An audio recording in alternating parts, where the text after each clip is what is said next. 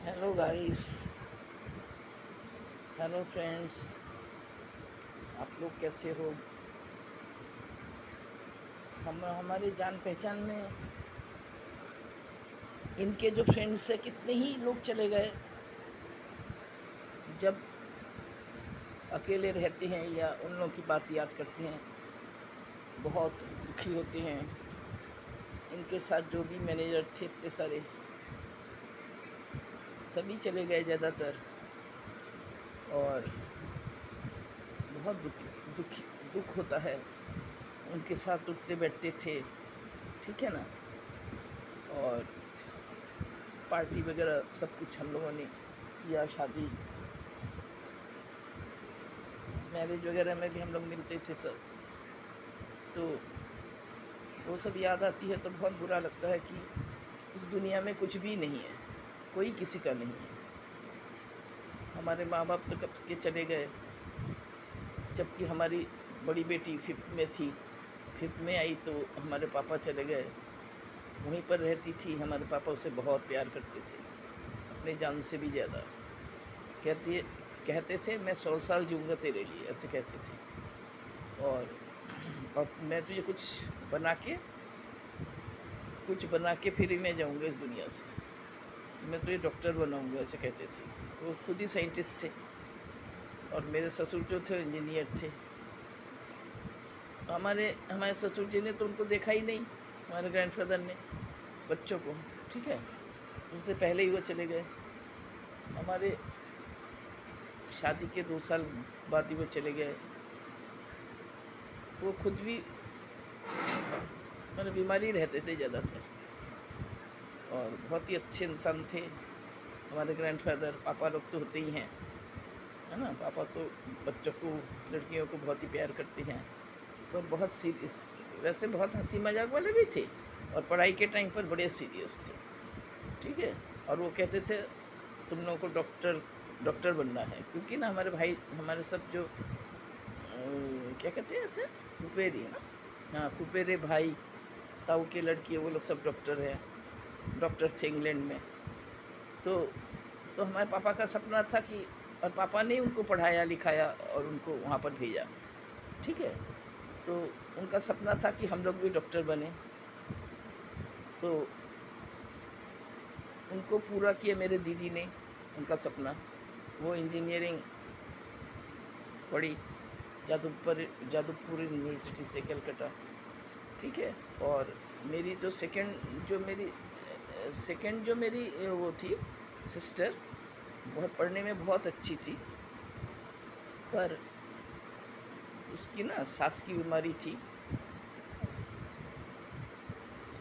उसने high school तक science पढ़ के बहुत मुश्किल से दिया उन्होंने, उसने। और फिर ना वो उनके जो टीचर्स हैं, उनके टीचर कहने लगे, साइंस की टीचर, बेटा तुम साइंस मत लो, बहुत प्रेशर पड़ जाएगा और तुम इतने मतलब बीमार रहते हो। तो फिर उसको छोड़ना पड़ा, और उसको बहुत मन था, और मेरे पापा का पूरा सपना था कि ये तो ज़रूर बनेगी। तो वो अपने स्वास्थ्य के कारण, उसका हेल्थ ज़्यादातर ख़राब हो जाता था, बीच बीच में सांस उखड़ने लगता था, तो इसलिए वो नहीं पढ़ पाई। फिर उसने इकोनॉमिक्स से, लार्ज साइड इकोनॉमिक्स से उसने पास किया। इंग्लिश में तो एकदम बहुत ही ज़्यादा, हमेशा डिस्टिंक्शन लाते थे। हाई स्कूल में भी इतनी बीमारी में उसने दिया, मतलब किसी तरह उसे ले गए एग्ज़ाम के टाइम। फिर भी उस समय 60% बहुत होता था, और उस कंडीशन में वो 60 या 65 ऐसे ही लाई थी। तो इसके बाद वो साइंस नहीं पढ़ पाई। फिर आर्ट्स में भी उसने बड़ी उन्नति की, ठीक है। और बस यही रहा, बहुत जल्दी चली गई वो इस दुनिया से। अभी भी उन लोग, उनकी मम्मी पापा के फ़ोटो देखते हैं, बहुत याद आती है। और बहुत ही अच्छे नेचर की थी, सभी उसे बहुत प्यार करते थे। और जब वो 5th 6 में थी तो पापा का सपना था कि ये बेटी मेरी सब कुछ कर सकती है। तो पापा उसको रिसाइटेशन वगैरह सिखाते थे। वो स्टेज में रिसाइटेशन करती थी, वाह वाह मिलता था उसको। हमारे IVRA में, हमारे पापा IVRA में थे, तो हमारे पापा जो थे वो वहाँ पर बड़े बड़े सब रिसर्च, पापा के सब दोस्त थे जो कि साइंटिस्ट थे, मतलब रिसर्च करते थे। और वो लोग वाह वाह कहते थे आपने क्या शिक्षा दी बच्चे को। हाँ, कहते थे ऐसा रिसाइटेशन तो कोई कह ही नहीं सकता है। तो पापा उसको लेकर बहुत बिजी रहते थे, ठीक है। और मेरे मम्मी हम लोगों को लेकर बिजी रहते थे। कोई भी वो होता था फंक्शन, जैसे सरस्वती पूजा हो, दुर्गा पूजा हो, मैं और मेरी छोटी बहन सितार बहुत अच्छा बजाते थे। एक फ़ोटो भी है सितार में, देखना, बहुत दिनों की है वो। और हम लोग सितार बहुत अच्छा बजाते थे। पहले तो मैंने सितार का क्लास ज्वाइन किया, इसके बाद मेरे देखा देखी उसने भी सीख लिया घर में ही, मेरे देखा देखी, ठीक है। और मेरे ना म्यूज़िक में बहुत ज़्यादा चाव थी, हमेशा ही, मम्मी की तरह। और हमारी मम्मी हमें डांस वांस खूब करवाती थी स्टेज में, हमको और हमारी छोटी बहन को। तो बस यही रहा कि हमारा इतना इंटरेस्ट था म्यूज़िक में कि मैंने साइंस तो नहीं लिया, आर्ट साइड से ही पढ़े हम। पर लास्ट में मतलब क्या, पढ़ाई करते करते मैंने म्यूज़िक का कोर्स भी कर लिया, ठीक है, प्रभाकर किया है मैंने। और तो फिर पापा ने कहा इसके बाद मैं तुम्हें वहाँ भेजूँगा, वो है ना इलाहाबाद में जो सबसे बड़ा जो कॉलेज है, वहाँ पर भूल गए नाम, हम भूल गए, वहाँ पर भेजूँगा, ठीक है। तो सब कुछ, मेरे एक भाई थे, नो बोला भाई, अपने से भी ज़्यादा, तो वो लखनऊ में रहते थे। तो इलाहाबाद में नहीं थे, लखनऊ में थे वो वाला कॉलेज जो था। तो लखनऊ में हमारे पापा ने कहा था फॉर्म ले आना वहाँ से, ठीक है। हम नाम ही भूल गए उस कॉलेज का, बहुत बड़ा कॉलेज था। तो वो फॉर्म ले आया, पापा ने भर दिया, और फिर कहा कि जब तुम्हारा सिलेक्ट हो जाएगा वहाँ पर फिर तुम चले जाना लखनऊ, हाँ, वहाँ पर हॉस्टल में रहना या बुआ के यहाँ रह लेना, कहीं भी। तो फिर कहने लगे, तो सब कुछ ठीक हो गया। इसके बीच में उस समय मैंने BA का एग्ज़ाम, हाँ, हम दे चुके थे यूनिवर्सिटी, ठीक है। मैं BA का एग्ज़ाम दे चुके थे हम। और बस इसके बाद ही जैसे ही मैंने फॉर्म भरा और सब जाने की, अभी तक सिलेक्ट नहीं हुए थे, सब जाने की तैयारी कर रहे थे धीरे धीरे, तभी मेरा मैं शादी मतलब मेरा ठीक हो गया, ठीक है। मम्मी ने ऐसे ही किसी को भेज दिया शादी के रिश्ते में, मैं चुपचाप से भेज दिया, किसी को कहा भी नहीं, पापा को भी नहीं पता था, ठीक है। जब कहने लगे जब ठीक हो जाएगा, यदि ठीक हो जाए तब पापा को बताएंगे। तो बस उन्होंने सिलेक्ट कर लिया और मेरी शादी ठीक हो गई। तो मैं वहाँ पर, हाँ, भातखंडे कॉलेज लखनऊ की, ठीक है, याद आ गया, हाँ, भातखंडे कॉलेज में सब कुछ ठीक हो गया था। पर मैं वहाँ जा नहीं पाई क्योंकि मेरी शादी ठीक हो चुकी थी। तो इसके बाद तो बस, और क्या। तो मेरी जो ग्रैंड डॉटर है ना, वो अभी भी मुझे कहती है, हाँ, आपने शादी क्यों किया, आपने शादी क्यों किया, आप कितने बड़े वो हो सकते थे, क्या कहते हैं, सिंगर हो सकते थे, आप शास्त्रीय संगीत के प्रभाकर किया शास्त्रीय संगीत में। और मुझे कभी कभी खूब डांटती थी वो, जब थोड़ी सी बड़ी हुई ना तब, हाँ। और आज आपका कितना नाम होता और आपने शादी कर ली, ऐसे कहा। तो मैंने कहा बेटा, जिसके भाग्य में जो लिखा होता है वही होता है, ठीक है ना। तो हम तो नहीं मानते हैं भाग्य को, हाँ, ये तो अपने ऊपर होता है। हमने कहा उस समय की लड़कियां जो थी ना, माँ बाप के मुँह में इतना तर्क नहीं कर सकती थी, मतलब हम लोग आर्गूमेंट नहीं करते थे, ठीक है ना। तो लड़का अच्छा मिल गया था, तो जब लड़का अच्छा मिल गया था और इतना ऑनेस्ट, तो घर भी अच्छा था बहुत ही, तो फिर पापा ने, हाँ, फिर पापा ने दे दिया। उसके साथ साथ और एक वहाँ से जयपुर से एक लड़का आया था मित्र करके, उसका उनका कास्ट था मित्रा, ठीक है। तो हम लोग में कुलीन माना जाता है मित्रा को। वो इंजीनियर था, ठीक है। वहाँ से भी सिलेक्ट हो गया।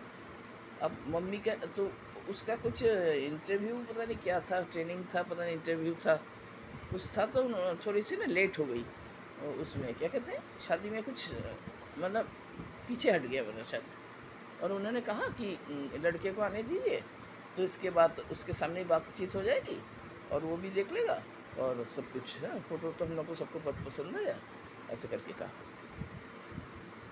वो मेरी मम्मी की लाई हुई थी वो रिश्ता, और मम्मी को गुस्सा होने लगी कि क्या कहते हैं, हाँ, हमने जो रिश्ता देखा उसको न करके पापा को कहा, और आपने ये वाला शादी ठीक कर दिया।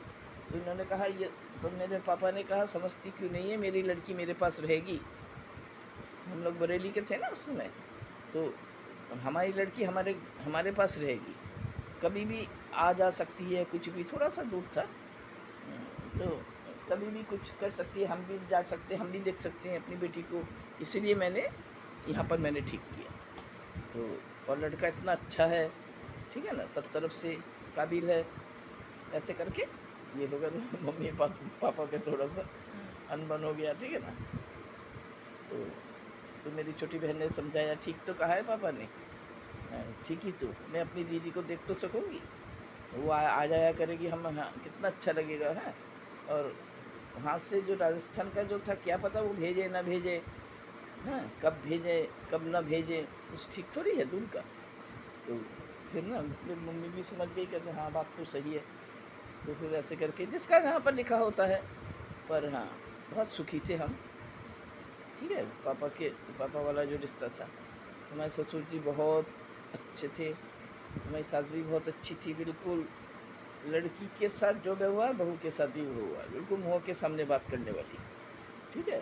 और जो हमारे जो ससुर थे, वो तो हमें अपनी बेटी जैसे प्यार करते थे। जब हम आते थे ना वहाँ से, तो ऐसे रोते थे जैसे लड़की विदाई हो रही है, ठीक है। और हमारी सास नातिनों के ज़्यादा रोती थी, हाँ, हमारे बच्चों के लिए। और उस समय जब हमारे ससुर जी थे, तो उस समय तो ये लोग हुए भी नहीं थे, ठीक है ना, हम अकेले थे, तो हमको बिल्कुल बेटी जैसे प्यार करते थे। और उन्होंने हमारा घूंघट उंघट सब हटा दिया जब हम विदा होके आ रहे थे। कहती, तुम हमारी बेटी हो और तुम घूंघट मत करो हमारे सामने, ऐसे कहती थी। तो मुझे इतना अच्छा लगता था ये बात, मैंने कभी आज तक नहीं सुना ये बात। उस समय तो नया नया एक्सपीरियंस, कुछ पता भी नहीं होता था कि पहले की लड़कियां बहुत सीधी सादी होती थी, इतना नहीं जानती थी। पर खैर हमें बहुत प्यार मिला उनसे, और वो जब चले गए ना, तो मुझे इतना दुख हुआ, मैं क्या बताऊँ। मेरे पापा ही जैसे प्यार करते थे वो। बस यही मेरी कहानी है। और मेरी बड़ी दीदी जो है, वो इंजीनियर थी, ठीक है। तो वो इंजीनियर थी, तो बस वो तो नाना जी के पास ही रहती थी, ठीक है ना, नाना जी के पास ही रहती थी। जादवपुर यूनिवर्सिटी में आना जाना करती थी, वहाँ से काफ़ी दूर था लोकल ट्रेन में। और खैर बहुत अच्छा रिज़ल्ट रहा उनका भी, ठीक है। और वही सब बातें याद आती हैं सब। और आज अभी खबर आया, मेरी छोटी बहन, अरे मेरी छोटी लड़की ने, उसको सब पता है ना, मेरी छोटी लड़की ने अभी न्यूज़ दिया कि मम्मी, मौसी जी की जो वो थी ना फ्रेंड, और आपकी भी फ्रेंड थी वो, है ना, मैंने देखा, मैं आपके साथ गई थी उनके यहाँ किसी काम से, तो इतनी अच्छी थी ना आंटी वो। मैंने कहा बहुत अच्छी थी, बिल्कुल सिंपल। कौन कहेगा कि वो संतोष गंगवार इतने बड़े मिनिस्टर की वो है, क्या कहते हैं, वाइफ है, इतनी सिंपल, इतनी अच्छे स्वभाव। हाँ, खैर संतोष गंगवार से तो हमारी कभी बातचीत हुई नहीं, ठीक है, वो तो बाहर बाहर ही रहते थे। हम जब गए थे उनके यहाँ तो बहुत देर तक बातें होती रही, बहुत देर तक सब पुरानी बातें होती रही। तो यही सब कॉलेज वॉलेज की बातें हैं ये सब। तो मेरी मेरी छोटी बहन को बहुत याद कर रही थी, उसको कभी कहना, उससे मिलने का मन होता है। तो हमने कहा हाँ हाँ ज़रूर कहेंगे, है ना। तो बस आज जब ये मैंने सुना ना, अभी मैं उसको खबर दूंगी, मैंने जब ये सुना ना मुझे इतना बुरा लगा कि कुछ कहने की बात नहीं, ठीक है, बहुत बुरा लगा मुझे। तो वही सब बातें, पुरानी बातें याद आ रही थी सब। तो देखो अच्छे लोग चले ही जाते हैं, है ना। तो बस अब मैं ख़त्म करती हूँ, मेरा मन भी कुछ ठीक नहीं है। अभी मैं उसको खबर दूंगी, वो तो रो ही पड़ेगी, बहुत बुरा लगेगा उसको। अच्छा, इसके लिए मैंने फ़ोन किया था कि थोड़ी बहुत आप लोगों से बात कर लूँ, और फिर दूसरी वीडियो में आऊँगी है, ठीक है। आप लोग ना चेक करते रहिए, ठीक है। कभी कभी मेरी तबीयत ख़राब हो जाती है ना, मैं दे नहीं पाती हूँ, ठीक है ना। और ना देखो कैमरा पकड़ने वाला कोई नहीं है। अंकल जी देर से उठती है, जिस समय मैं खाना बनाती हूँ, बनाती हूँ उस समय अंकल जी सोते हैं, ठीक, सोते रहते हैं।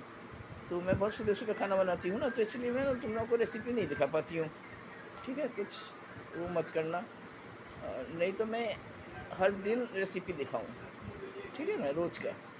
पर मैं क्या करूँ, कोई है नहीं, हम दोनों ही हैं यहाँ पर, ठीक है ना। वो हमारे घर के पास ही रहती है, उसने भी ना फूड का खोल रखा है ऑनलाइन।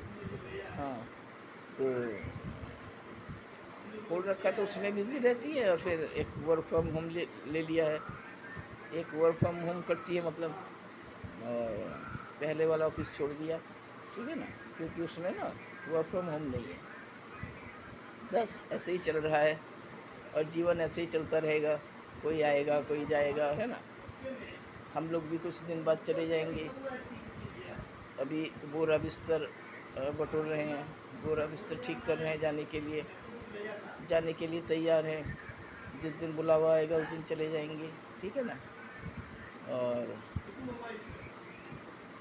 जिस दिन जाएंगे, यदि मेरी तबीयत उस दिन थोड़ी सी ठीक रही तो आप लोगों से ज़रूर मिल के जाएंगे। बस अब रखते हैं, ठीक है।